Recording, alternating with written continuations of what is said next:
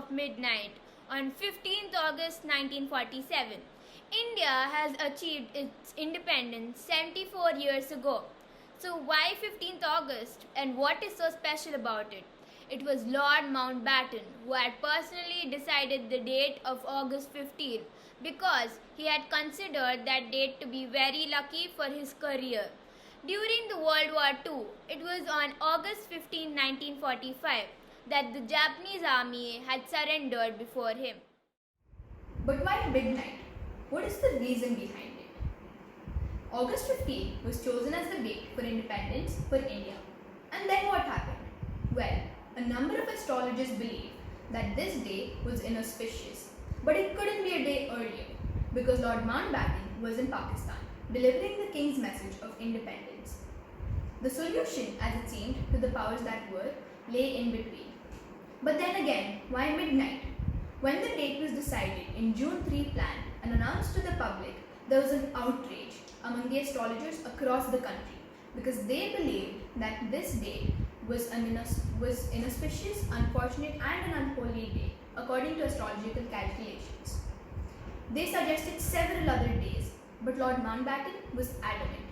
As a workaround, the astrologers recommended August 14, the midnight hour between August 14 and August 15, for the simple reason that the day, according to the English, started at midnight and according to the Hindu calendar, started at sunrise.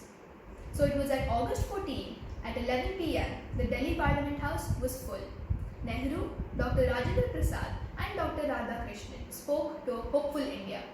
Ustad Bismillah Khan played the Shehnai.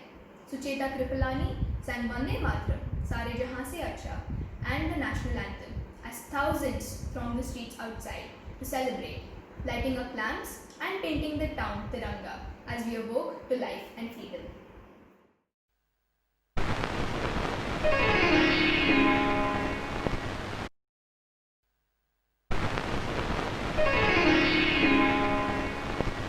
Long years ago, we made a tryst with destiny, and now the time comes when we shall redeem our pledge, not wholly or in full measure, but very substantially. At the stroke of the midnight hour, when the world sleeps, India will wake up to life and freedom. A moment comes, which comes, but rarely in history, when we step out from the old to the new, when an age ends, and when the soul of a nation, long suppressed, finds utterance.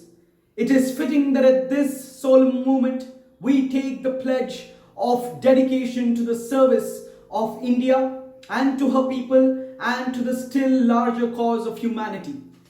We end today a period of ill fortune and India rediscovers herself. The achievement we celebrate today is a step, an opportunity, an opening of opportunities for greater achievements and greater triumphs in the coming future. Are we brave enough and wise enough to grasp this opportunity and face the storms that the future is going to give us? Freedom and power bring responsibility. It's the responsibility of this assembly, a sovereign body represented by the sovereign people of India. Before the birth of freedom, we have endured all the pains of labor and our hearts are heavy with the memory of this sorrow. Some of those pains continue even now. Nevertheless, the past is over and it is the future that beckons on to us now. The future, my dear friends, is not one of ease or of resting, but of incessant striving so that we may fulfill the pledges we have so often taken and the one we shall take today.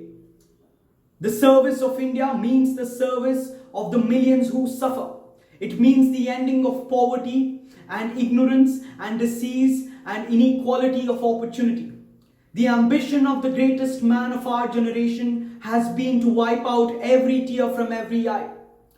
That may be beyond us. But as long as there are tears and as long as there is suffering, so long our work will not be over. To the thousands of Indians whose representatives we are, we make an appeal to join us with faith and confidence in this great adventure we're about to take. This is no time for pity and destructive criticism, no time for ill will or for blaming each other. We have to build the noble mansion of a new free India, a newly democratic India, where all her children may dwell. Jai Hind.